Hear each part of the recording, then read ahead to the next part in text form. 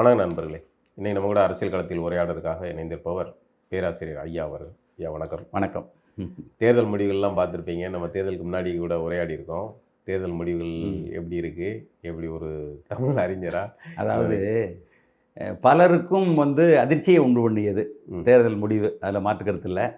ஒரே ஒரு கருத்து கணிப்பு உண்டு தான், ஏறத்தாழ அதற்கு முடிவுக்கு நெருக்கமாக இருந்தது. ஆனால் தமிழக அரசியல்வாதிகளை பார்த்து இந்திய அரசியல்வாதிகளே ஆச்சரியப்படுற அளவுக்கு இவருடைய வேடிக்கை விளையாட்டுகள் மிகப்பெரிய மாற்றங்களை உருவாக்குனது. துக்ளக் தர்பாரில் கூட இவ்வளோ வேகமாக இந்த அழிச்சாட்டியம் நடக்காது. அந்த அளவுக்கு தாவேகா அறுதி பெரும்பான்மை இல்லாத சூழ்நிலையில் அவர்கள் நடந்து கொண்ட விதங்களும் திமுக கூட்டணியிலிருந்து வந்தவர்களுடைய நிலைப்பாடுகளும் நாளுக்கு நாள் நிமிடத்திற்கு நிமிடம் எப்படியெல்லாம் காட்சிகள் மாறி மாறி மாறி அமைந்ததும் அண்ணாமுக தரப்பில் 2 அணிகளாக பிரிந்து அதுக்கான முயற்சிகளும் மோதல்களும் அதற்கு பின்னால் தலைவிரிக்க பின்னால் ஓடி வந்தவர்களும் கட்சி அணிமாறிகளும் மாற இந்த மாதிரியான ஒரு காலகட்டத்தை தமிழக அரசியல் களம் கண்டதே கிடையாது. அப்படிப்பட்ட ஒரு மிகப்பெரிய ஒரு அதிர்வுகளை உண்டாக்குனது இந்த தேர்தல்.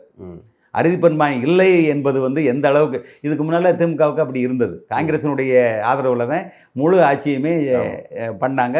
எதிர்க்கட்சியாக இருந்த ஜெயலலிதா மைனாரிட்டி சொல்லி குத்தி காட்டியதும் பேசுனாங்க. ஆதரவில் ஆரம்பிச்சு கூட்டணி கட்சிகளுடைய அப்படி தானே செஞ்சாங்க. அதே போல் இன்னைக்கு மூச்சுக்கு 300 தடவை ஸ்டாலின் பேசுகிறாரு. நம்ம ஓட்டை வாங்கினவங்களுடைய ஆதரவில் ஆட்சி நடந்துக்கிட்டு இருக்கு. நம்ம ஓட்டை வாங்கினவங்களுடைய இதில் தான் பலத்தில் தான் நிற்கிறாங்க. 3 மாதத்தில் கூட நிற்காதுன்னு பேசியிருக்காரு. 3 மாதம் கூட. அதுக்கு இந்திய கம்யூனிஸ்ட் செயலாளர் என்ன சொல்கிறாரு, அப்படியெல்லாம் பேசக்கூடாது, அவர் 5 வருஷம் இவங்க ஆளணும் அப்படிங்கிறாரு அவர். அப்போ சண்முகம் மார்க்சிஸ்டினுடைய செயலாளர் அவர் சொல்கிறாரு, இந்திய கூட்டணிங்கிறதுங்க இப்போ இல்லை, நாங்கள் அதில் இல்லை, திமுக கூட்டணிங்கிற ஒன்றே கிடையாது அப்படின்னு தடாலடியாக மறுத்துட்டார். ஆனால் இந்திய கம்யூனிஸ்டில் உள்ள என்ன சொல்கிறாருன்னா, நாங்கள் 10-11ஆம் தேதியில் நாங்கள் கூட்டம் போடுறோம், அதில் நாங்கள் முடிவெடுத்து சொல்லுவோங்கிறாரு கூட்டணி தொடர்பாக. வைகோ என்ன சொல்கிறாரு, அவர் உங்களுக்கு தெரியும், அவர் வீட்டில் விஜய் போன உடனே அவர் பட்ட சந்தோஷத்தை பார்த்தீங்கன்னா வானத்துக்கு பூமிக்கு குதிச்சார். பிள்ளைகளை பூரா கூட்டி வந்தார், விலக்கடை போட்டு வந்தார், எல்லாரும் உங்களுக்கு தான் ஓட்டு போட்டாங்கன்றாரு. ஒரு கட்சியினுடைய தலைவர் அவர் இப்போ உள்ளுக்குள்ள கதறிக்கிட்டு இருக்காரு, ஐயோ போச்சே. யாரு அங்க துறை வைக்க என்ன சொல்றாரு, நாங்க எங்க சின்னத்தில் நின்று இருக்கணும், நாங்க தப்பு பண்ணிட்டோம் அப்படின்னு படாத பாடுபடுறாங்க. ஐயோ மந்திரியாரு போச்சேன்னு சொல்லி பதட்டப்படுறாங்க. இப்படிப்பட்ட ஒரு அரசியல் தலைமை எப்படி சிங்க மாதிரி வழி இவருக்காக பலர் செத்தான். கலைஞரை கோபிச்சுக்கிட்டது ஸ்டாலினுடைய இந்த தலைமை வளர்ச்சிக்கு பொறுக்காம வெளியே வந்தவர் பெரிய சிங்க மாதிரி யார் பறிச்சுட்டு வந்தார், அத்தனை பேர் செத்தான். இன்னைக்கு அவருடைய இதை கோமாளித்தனமா இருக்கு, யோசிச்சு பாருங்க. அப்போ அவர் செயற்குழுவை கூட்டி நாங்கள் முடிவு எடுப்போம்ங்கிறாரு.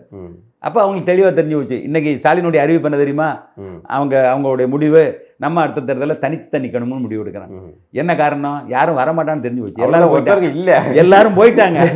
போன பின்னால தனித்து நிற்க வேண்டிய கட்டாயம். அப்புறம் என்ன தீர்மானம் நிறைவேற்றுவது? ஆமாங்க, இதில் வெளியே அனுப்பி இதில் நம்பர் 1 என்ன தெரியுமா, இத்தனை பேரும் பிச்சுட்டு போனாங்கல்ல, முதலாக போக வேண்டிய பிரேமில் தான் அப்படி இருக்காங்க. அது ஆச்சரியம். அதாவது அந்த அளவுக்கு தேர்தலுக்கு முன்னால் நடந்த அந்த பின்னணி, பேச்சுவார்த்தை பின்னணி அவங்களை அசைவிடாம பார்த்துருச்சு. டீலிங் என்ன டீலிங், அதை அசைவிடாம பார்த்து, ஏன்னா வேலுல ஜாமீன் கழுத்து போட்டு கூட்டி வந்திருக்காரு. அப்போ அசைவிடாம பார்த்துருச்சு. அது ஒண்ணுதான். அடுத்த தேர்தல் வரைக்கும் பொறுத்துக்கிட்டு இருப்பாங்க. அதுக்கடுத்து அவங்களை கட்டுப்படுத்த முடியாது. அவங்க சொல்லிட்டாங்க, என்ன சொன்னாங்க, தம்பி விஜய் துணை முதல்வர் ஆகிருப்பாங்க. ஒத்த சீட்டு ஜெயிச்சுட்டு தமிழ்நாட்டை தமிழர்களை எந்த லட்சத்துல பாக்குறாங்க.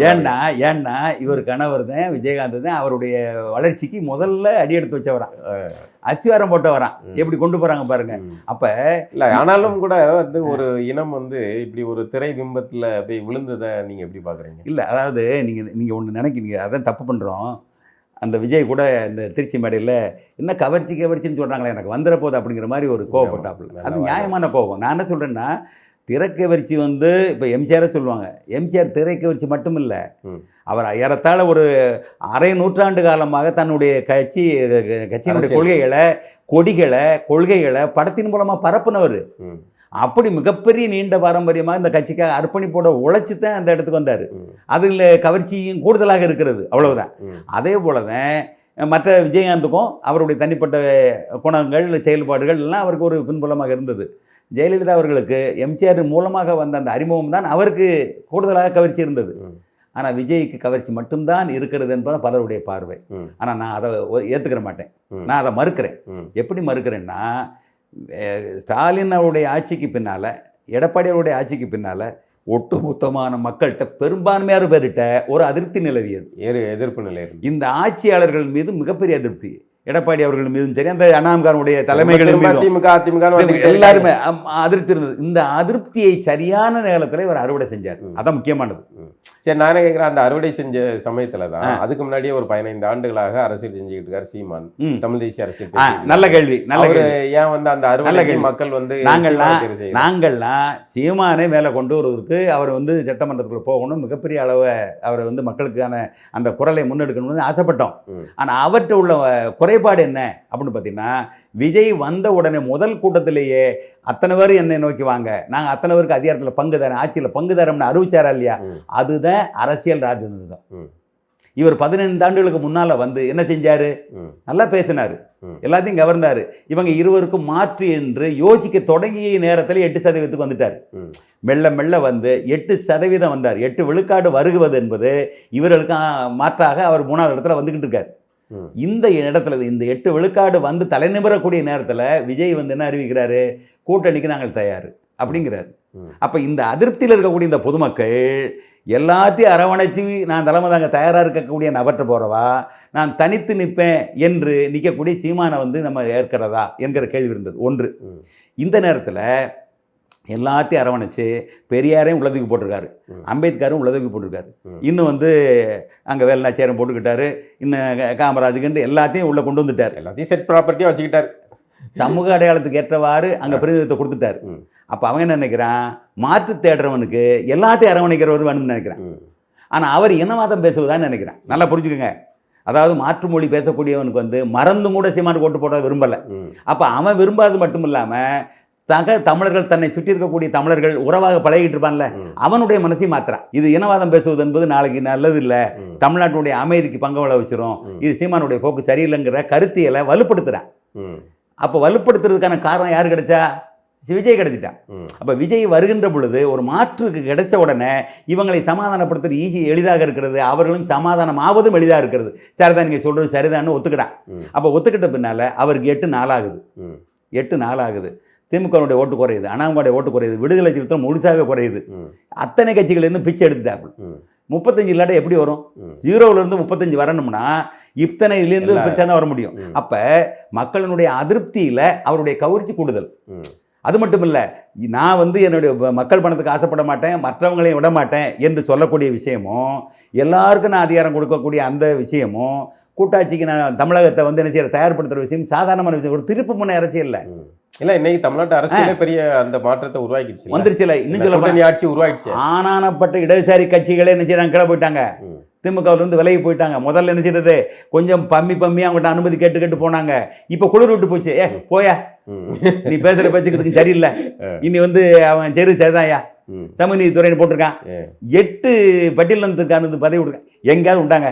நீங்கள் காமராஜர் காலத்துலேருந்து எடுத்துங்க. அன்னைக்கு காமராஜர் காலத்தில் கூட கக்கனுக்கு அத்தனை அமைச்சர் கொடுத்தாங்க, அத்தனை துறைகள். அவருக்கு வந்து போலீஸ் மந்திரியை மட்டும் கொடுத்தல, காவல்துறையை கொடுத்ததோடு மட்டும் இல்லை, பல இலாக்காக்களை ஒதுக்கினார் ஒரு நபருக்கு. அப்படி பெருந்தன்மையோடு காமராஜர் ஆட்சி கலந்தது. ஆனால் கலைஞருக்கு பின்னால், அண்ணாதுரைக்கு பின்னால் இந்த பட்டியல் சமூகத்துக்கு எத்தனை பிரதிநிதித்துவம் கொடுத்தாங்க சொல்லுங்க பார்ப்போம். அப்போ நீ சமூக நீதியை காக்கிறவனு சொல்றியே, மக்களுக்கு ஏற்றவாறுனா 22 விழுக்காட்டுக்கு மேலே இருக்கக்கூடிய பட்டியலினத்திற்கு குறைஞ்சது 8 இடம் கொடுக்கணும். இவன் சரியாக கணக்கு பார்த்து 8 கொடுத்துருக்காங்க. மக்கள் தொகையை கணக்கு பார்த்து 8 கொடுத்துருக்காங்க. ஆனால் இதில் வந்து ஒரு சின்ன தேவேந்திரர்களுக்கு மட்டும் ஒரு அதிருப்தி. 8 கொடுத்ததுக்கு சரிதான், ஆனால் பறையர்களுக்கு 4 எண்ணிக்கையும், தேவேந்திரர்களுக்கு 3 எண்ணிக்கையும், அருந்ததிற்கு 1 எண்ணிக்கை கொடுத்தால் மக்கள் தொகை விகிதாச்சாரப்படி சரியாக இருக்கும் என்கிற பார்வை அவர்களுக்கு இருக்கிறது. எப்படி? ஆனால் அவருடைய பார்வை பொது பார்வை. பட்டியலினத்தாருக்கு நம்ம அவங்க மக்கள் தொகைக்கு ஏற்றவாறு 22 விழுக்காட்டிற்கு 8 கொடுத்தா சரியா இருக்குன்னு சொல்லி கொடுத்துருக்காங்க. எவ்வளோ பெரிய பார்வை யோசிச்சு பாருங்க. நீங்கள் வந்து இந்த விஷயத்தில் வேற எந்த தலைவனாவது இப்படி வந்து செயலாற்ற முடியுமா? அல்லது இனிமேல் வந்தாலும் இப்படி செய்வேன்னு சொல்ல முடியுமா? சொல்லுங்க பார்ப்போம். இதுக்கு முன்னால் வந்து நல்லா புரிஞ்சுக்கங்க, காங்கிரஸ் என்பது ஒரு விஜய் புகழ் பாடுறீங்களா? இல்லை, காங்கிரஸ் வந்து பண்ணையாருடைய கட்சிகளாக பார்க்கப்பட்டது. இதே திராவிட கட்சிகள் என்ன செஞ்சது? அவங்க பண்ணையார் கட்சின்னு தான் எளிய வாழ்க்கையை வாழ்ந்து கொண்டிருந்த அந்த காங்கிரஸ் ஆட்களை அப்புறம் காலி பண்ணாங்க, பண்ணையார் கட்சின்னு சொல்லி. இவங்க என்ன செஞ்சாங்க? இடைநிலை சாதியினுடைய, தெலுங்கு சாதியினுடைய, இடைநிலை சாதியினுடைய நலனை தான் பேணினாங்க. இன்னும் சொல்ல போனால் ஆதிக்க ஜாதிகளாக இருக்கக்கூடியவர்களை தான் பார்த்தாங்க. மேலேயே புறக்கணிச்சாங்க, கீழேயும் புறக்கணிச்சாங்க. மேலே வந்து பார்ப்பனன்னு சொல்லி ஒரு ஒரு ஒரு மரபை புறக்கணிச்சான், கீழே வந்து பட்டியலின தர புறக்கணிச்சான், எந்த முக்கியத்துவம் கொடுக்கல. ஆனால் விஜய் வந்த பின்னால் எவ்வளோ பெரிய மாற்றம். நான் வந்து புகழுக்காக சொல்லலை, நான் வந்து புள்ளி விவரத்தை சொல்கிறேன். 8 பேருக்கு மந்திரி கொடுத்துருக்காங்களா இல்லையா? அப்போ அதை எப்படி புகழ்ச்சியா? உள்ளதை தானே சொல்கிறேன். இதுக்கு முன்னால் யாராவது கொடுத்தாங்களா? யோசிச்சு பாருங்க. ஆதிராவிட நலத்துறை மட்டும் கொடுப்பாங்க, அதுவும் வரிசையா பெண்களுக்கு கொடுப்பாங்க. ஒரு தமிழரசி கொடுப்பாங்க, ஒரு ராசலட்சுமி கொடுப்பாங்க, அல்லது வந்து ஒரு மலர் வழியா இருந்தாலும் அவங்க செயல்படக்கூடாது. ஒரு தடவை கொடுத்தா மறு தடவை கொடுக்கக்கூடாது, வளர்ந்துடக்கூடாது. எப்படிப்பட்ட மோசமான நிலை இருந்தது. அப்போ இந்த மோசமான நிலையை வேரோடு அழிச்சிருக்காங்களா இல்லையா? அப்போ இதை வந்து எப்படி பாராட்ட இருக்க முடியும்? யாராக இருந்தாலும் மனசாட்சி உள்ளவங்க இதை பாராட்டி ஆகணும்.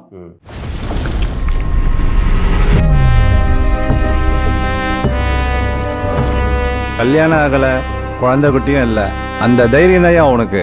இதோட 8 டிரான்ஸ்ஃபர், 12 என்கவுண்டர்.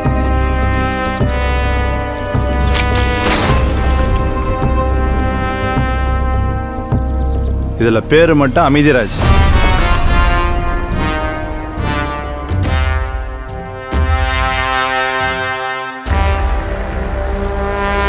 செங்காடுக்கு டிரான்ஸ்ஃபர் போட்டிருக்கு. அந்த ஸ்டேஷன் ஒரு மாதிரி, அங்கேயும் போய் வேலையை காட்டாத.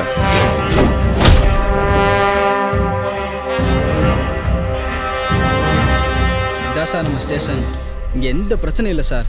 எனக்கு கேஸ்லாம் வராது சார்.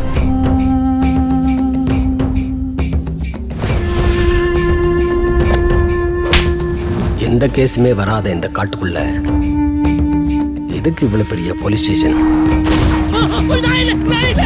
இங்க தப்பு நடக்கலையா, இல்ல தப்ப சரியா மறைக்கிறாங்களா?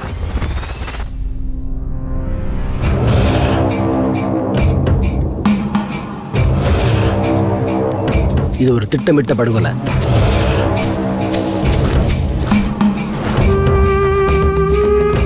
இத்தனை வருஷத்துல ஒரு காட்டு விலங்கு அடிச்சு கூட இங்க யாரும் செத்ததில்லை.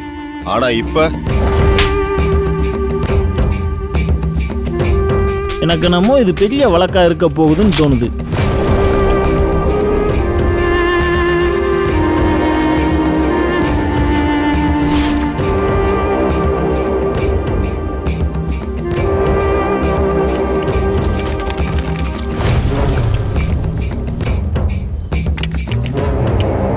இது செல்வம் மட்டுமே சம்மந்தப்பட்ட கொலையா தெரியல.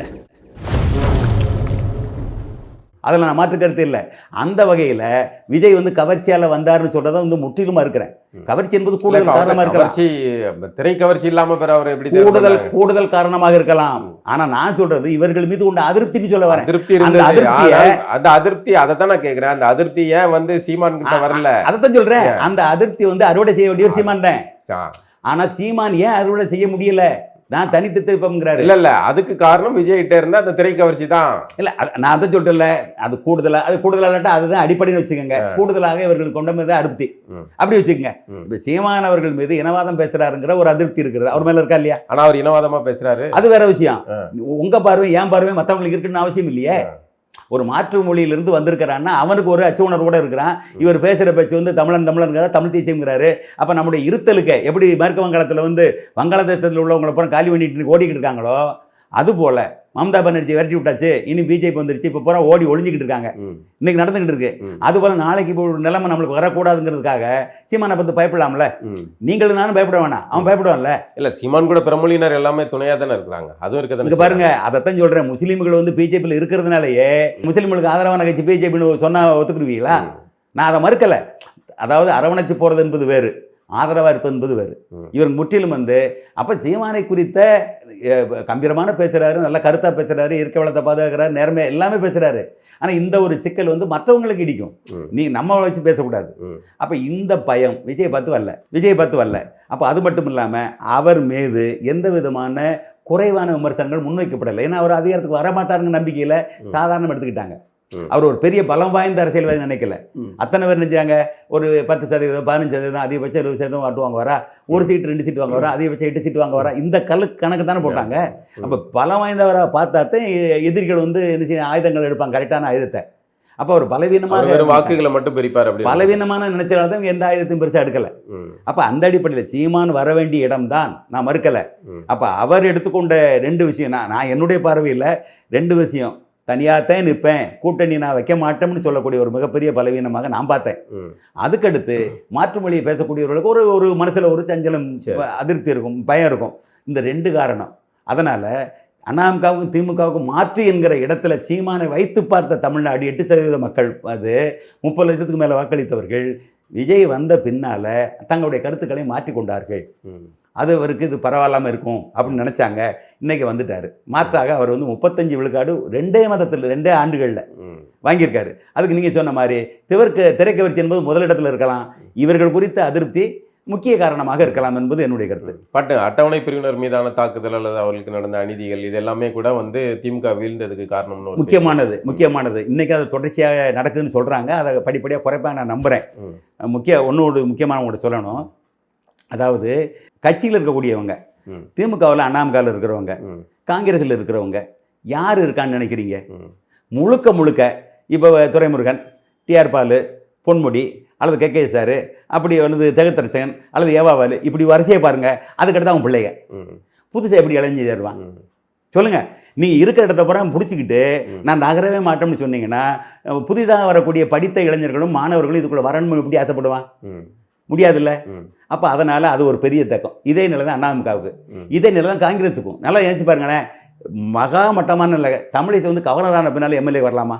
ஆசைப்படலாமா? கௌரவமாக ஜிங்க மாதிரி உட்காந்துருக்கணும். அதே போல் எல்முருகன் எப்போ தோத்தாலும் அமைச்சராக இருக்கார். எத்தனை தடவை தோத்தாலும் அமைச்சராக இருக்கார். அவருக்கு டெல்லி லாபி வேற லாபி. அது வேற. நான் என்ன சொல்கிறேன், மாற்று இளைஞர்களுக்கு அந்த எப்படி மனசு வரும்? அப்படி யோசிக்கணும். அதே போல் நீங்கள் ஆக்டர் நயனாநாதன் எடுத்துக்கங்க. அவர் அண்ணாம் கலந்து வந்தவர். இந்த கொள்கைக்கு அப்படியே குணக்குன்றா வந்தார். இல்லை, இப்படி முழுக்க கட்சிகளை போகாமல் இவங்க ஆக்கிரமிச்சுக்கிட்டு புதிதாக வருகின்ற இளைஞர்களுக்கு வழிபட மறுக்கிறான். ஆனால் இங்கே விஜய்கிட்ட அப்படி இல்லை. அதே போல் தான் நம்ம சீமானவர்கிட்டையும் வந்தாங்க, எல்லாருமே வந்தாங்க. ஆனால் மற்ற குறையினால அது ஒதுக்கி போச்சு. ஆனால் இவர்கிட்ட அப்படி இல்லை. அரசியல்லாம் என்னன்னே தெரியாத முறை கூட்டமாக வந்தான், வேடிக்கை பார்க்க வந்தான்.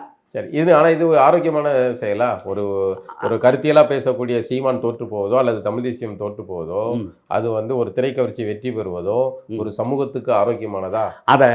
இதை வந்து வீழ்த்தி நாம் வெல்லணும்னா எந்த ஆயுதத்தை எடுக்கணும்னு நீங்கள் யோசிக்கணும். நீங்கள் அதுக்காக வேண்டி கவர்ச்சியாக வாங்க நான் சொல்லலை. அவர் கையில் எடுக்கக்கூடிய விஷயங்கள் என்னென்னு பாருங்கள். கடைசி வரைக்கும் கவர்ச்சியை காட்டிக்கிட்டு இருக்கல. இன்றைக்கி அவர் திரைப்படத்துலேருந்து வெளியே வந்துட்டார், முழு அரசியல் ஆகிட்டார். இன்றைக்கி வந்து அங்கே சட்டமன்றத்தில் எழுந்து நின்று பதில் சொல்லக்கூடிய சூழ்நிலையோ அல்லது முதலமைச்சர் இருந்து பங்காற்ற வேண்டிய வேலை தலைமைச் செயலகத்தில் வேலை பார்க்குறாரு. அப்போ இத்தனையும் அவர் செயல்பட்டு வருகின்ற பொழுது ஒரு அரசியல்வாதியாக முழுமை ஆயிட்டார். இனி கவர்ச்சிங்கிற பேச்சு கிடமில்லை. இனி அவர் செய்கின்ற செயல் தான் பேசும். அவர் எப்படிப்பட்ட நடவடிக்கை எடுக்கிறாரு, ஊழலை எப்படி ஒழிக்கிறாரு, எப்படி நடவடிக்கை எடுக்கிறாரு, என்ன மாதிரி செயல்படுறாருங்கிற பொறுத்தத்தை அடுத்த முறை ஓட்டு கூடுதா குறையுதான்னு பார்க்க முடியும். இது வந்து தொடக்கம். அதனால் வந்து ஆனால் நான் விரும்புகிறது அவர் நீங்கள் மட்டும் சீமான் அவர்கள் நான் விரும்புகிற மாதிரி அதிமுகவில் அவர் வந்து கூட்டணியை சேர்ந்து அவங்க வந்து இப்போ 47 வாங்கினாங்கன்னா நிச்சயமாக அவர் சேர்ந்துருப்பான்னா 80 கிட்ட வந்திருப்பாங்க. இவங்க ஒரு 10-15 பேர் சட்டமன்றத்துக்கு போயிருப்பாங்க. இன்றைக்கி வலுவான எதிர்க்கட்சியாக மாதிரி இருக்கும். தமிழகத்தில் நீங்கள் விரும்புகிற தமிழ் தேசியத்தை பலப்படுத்துவதற்கு அல்லது உள்ள வலுப்படுத்துவதற்கு வளர்ப்பதற்கு நீங்கள் ஒரு பெரிய காரணமாக இருந்திருப்பீங்க. அந்த வாய்ப்பை நம்ம தவற விடுறோம்ல. நான் என்ன சொல்கிறேன், அரசியலை ஜெயிக்கணும்னா முதல்ல வெற்றிக்கான வழி. நீ அதர்மத்தை நாட வேணாம், மாற்று வழியை யோசிக்கலாம்ல. அதுதான் நான் யோசிக்கிறேன். அதனால் விஜய் வந்து வெற்றி பெற்றதை வந்து நம்ம தவிர்க்க முடியாத ஒரு சூழலில் அவர் வெற்றி பெற்றிருக்கிறாருன்னு ஏற்றுக்கிட்டு தான் ஆகணும். அதை வந்து இப்போ ஒரு திரைக்கவர்ச்சினால போயிட்டாங்க அப்படிங்கிறத விட அவர் செய்யக்கூடிய செயல் திரைக்கு அதுக்கு சம்மந்தம் இல்லாமல் நல்லாட்சியை கொடுத்தா, ஒரு நேர்மையான ஆட்சியை கொடுத்தா. அதுக்கு எடுத்துக்காட்டி போய் சொன்னேன், பட்டியலினத்தாருக்கு 8 மந்திரிகள் கொடுத்துருக்காங்க, ஒரு மிகப்பெரிய வரவேற்க இந்த பெரிய மாற்றம். அதே போல் இந்த சிங்கப்பெண்கிற ஒரு படையை உருவாக்குறாரு. அதே போல் உடனடியாக நல்லா புரிஞ்சுக்கங்க, 10 மாதங்களாக அந்த கவினன்கிற பையனை கொன்ற ஒரு இளைஞனுடைய தாய் காவல்துறை அதிகாரி இருந்தவங்க 10 மாதங்களாக திமுக அரசில் கைது பண்ணப்படலை. இவங்க வந்தவுடனே கைது பண்ணாங்க. மாற்றம் நல்லா யோசிச்சு பாருங்க, நடக்குதா இல்லையா? அதே போல் பல விசாரணைகள் நீங்கள் வந்து முகமுடியை போட்டு திருச்செந்தூர் ஊழலை பார்க்குறான், உடனடியாக நடவடிக்கை எடுக்காங்க. அதே போல் குவாரிகளை புறம் எழுத்து மூடுறான், முறையில்லாத குவாரிகளை புறம் எழுத்து மூடுறான். இன்றைக்கி பல விஷயங்களில் ஊழலை தடுக்கிறதுக்கு பல வேலைகளை பார்க்குறாங்க. இது ஆரம்பத்தில் வரக்கூடிய விறுவிறுப்பாக கூட இருக்கலாம். ஆனால் நான் விரும்புகிறது முக்கால்வாசி பேர் இளைஞர்களாக இருக்கான்.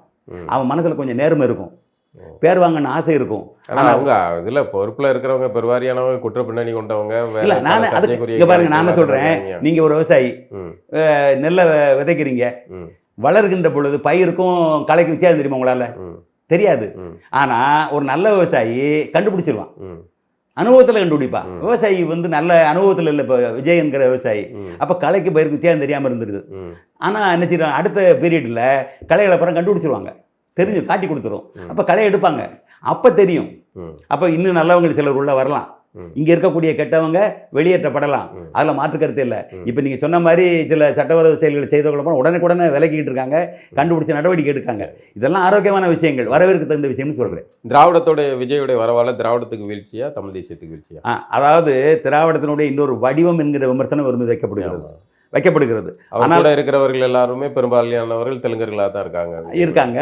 தவிர்க்க முடியாது. ஆனால் விஜய் நினைத்தால் நம்மளை வந்து திராவிடத்தினுடைய இன்னொரு வடிவமாக பார்ப்பதிலிருந்து நாம் மீளணும் அப்படின்னு நினச்சா, தமிழ் மொழி குறித்தும் தமிழ் மரபு குறித்தும் அவர் கொஞ்சம் அக்கறை எடுத்துக்கொண்டு நான் சொன்ன அந்த பழைய சமஸ்கிருத வடிவங்களை பூரா மாற்றி அதை நேர்மையான ஆட்சி கொடுப்பதற்கு வாய்ப்பு இருந்தால் அது மாற்றமாக மாறும். இன்னும் சொல்லப்போனால் அவர் திராவிடங்கிற சொல்ல வைக்காமல் அத்தனை பேரும் திராவிடம் கட்சி அமைச்ச பொழுது அவர் தமிழக வெற்றி கழகம்னு வச்சதே ஒரு பாராட்டுக்குரிய விஷயம் நான் சொன்னேன் ஆரம்பத்திலேயே. அப்போ அது ஒரு அந்த சொற்களில் கூட தமிழகம் என்று வைப்பது என்பது ஒரு மனநிலை தான், அதை வச்சுக்கிறார். அதே போல் எல்லா சமூகத்திற்கான பிரதிநிதிகளையும் தன்னுடைய கொள்கை தலைவர்களை முன்னெடுக்கிறாரு. அது ஒரு நல்ல பாராட்டுக்குரிய விஷயம்தான். இப்படி பல விஷயங்கள் பாராட்டுக்குரிய விஷயமாக இருக்கிறது. குறைகளை கண்டு சுட்டி காட்டுகின்ற பொழுது மாற்றிக்கொள்ளவும் அவர் தயாராக இருக்கின்றால் நிச்சயமாக நல்ல இது வரும். இது எல்லா கட்சிகளுக்கும் ஒரு நல்ல பாடமாக இருக்க வேண்டும். திரும்ப விஜய் வராமல் இவர்கள் வர ஆசைப்பட்டால் அவர்களிலிருந்து மேம்பட்டதாக உங்களுடைய செயல்பாடுகளை சிந்தனை காட்டுங்க. சரி, இப்போ சீமான் அவர்கள் வந்து என்னதான் செய்யணும்? என்னுடைய கருத்து, சீமான் அவர்கள் அரசியலில் இவ்வளவு திறமை வாய்ந்து இவ்வளவு கட்டமைப்போடு நம்முடைய தொண்டர்களை வைத்து 8ஐ 4ஆக்க மாற்றியதற்கு பதிலாக அதை பல மடங்காக கூட்டணும்னா நம்ம என்ன செய்யணும், கொஞ்சம் சமரசத்துக்கு தயாராகணும். சமரசம்னா நம்ம வந்து ரொம்ப விட்டு கொடுக்க கீழே இறங்கி போகணும்னு சொல்லலை. ஒத்த உணர்வு உள்ள கட்சிகளை என்ன செய்யணும், நம்ம அரவணைத்து கொள்ள வேண்டும், கூட்டணியை சேர்க்கணும். ஏன்னா அவங்க வந்து எல்லாருமே அக்குமாருக்கு முத்திரை குத்தப்பட்ட நியாயவான்கள் கிடையாது. இப்போ நீங்கள் சொன்னீங்கல்ல தாவாக்காக்கு வந்தவங்க பூரா ரொம்ப நேர்மையானவங்கள்னு சொல்லல. அப்போ குற்றப்பணி நூலம் கண்டுபிடிச்சி அவங்களை விளக்கலாம் வாய்ப்பு இருக்குல்ல. அதே போல் நீங்கள் சேருங்க, உங்களுடைய கொள்கைக்கு ஏற்றவாறு உங்களுடைய விருப்பத்துக்கு ஏற்றவாறு நீங்கள் கூட்டணி சேர்ந்த அரசை வடிவமைங்க. நீங்கள் அந்த ஒப்புதலோடு கூட்டணி சேருங்கன்றேன். குறைஞ்சபட்ச செயல் திட்டம். உங்கள் மீது எங்களுக்கு கொஞ்சம் அதிருப்தி இருக்கிறது, உங்கள் மீது எங்களுக்கு ஒரு குறைபாடு இருக்கிறது, அதையெல்லாம் மனதில் சொல்லி வெளிப்படையாக பேசி இதற்கு இடம் கொடுக்காத அளவுக்கு நம்ம குறைஞ்சபட்ச செயல் திட்டத்தில் நம்ம ஆட்சியை கட்டமைக்கணும், அந்த அடிப்படையில் நம்ம கூட்டு சேரணும்னு சொல்லி முடிவெடுங்க. அது எந்த தலைமையாக இருந்தானே இல்லை. ஆனால் வந்து ஒரு காலமாற்றத்தில் வந்து மொத்த தலைமுறையவே மாறின மாதிரியான ஒரு தோற்றம் இருக்குல்ல. இல்லை இனிமேல் வந்து இந்த அரசியலுக்கு இதில் அர்த்தம் சொல்கிறேன். இதில் இந்த கேப்பில் இன்னி ஸ்டாலின் எந்திக்கணும்னு முடியாதுன்னு நான் நம்புகிறேன். அதே போல் எடப்பாடி அவர்களும் எந்திப்பதற்கான வாய்ப்பு குறைவாக இருக்குன்னு நம்புகிறேன். இந்த இடைவெளியை சரியாக பயன்படுத்தி கொண்டு தான் அண்ணாமலை அவர்கள் இன்றைக்கு வந்து என்ன செய்கிறார், தனி அமைப்பை கட்டமைக்கிறார்.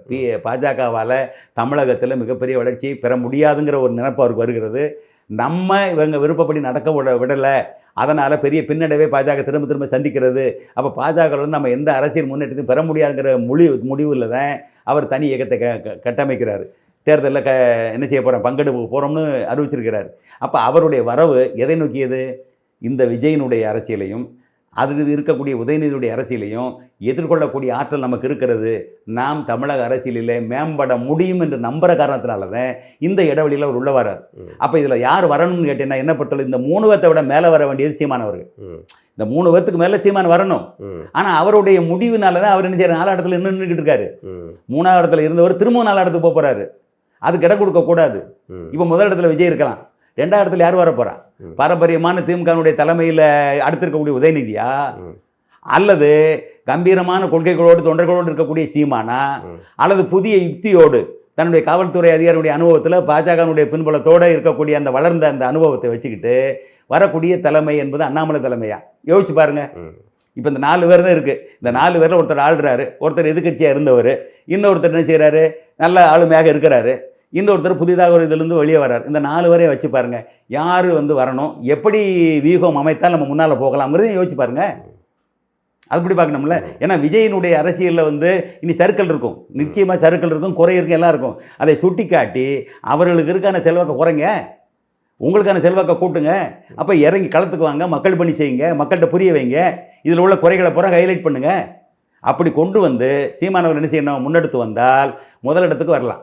சரி. இல்லை அண்ணாமலை அவர்கள் முந்தி வர விஜய் அவர்கள் அவர் 2 பேரும் போட்டியாகி இவர் என்ன செய்கிறாரு, நம்ம வந்து 3வது இடத்துக்குள்ளே போட்டி ஆகிடக்கூடாது. உதயநிதியா சீமானா 3வது இடம் அப்படி வரக்கூடாது. அப்படி வராமல் இருக்கணும்னா நம்ம முதல் இடத்துக்கு போகணும்னா அதுக்கான வியூகத்தை வகுக்கணுங்கிறது என்னுடைய கருத்து. ரொம்ப நன்றி ஐயா. மகிழ்ச்சி.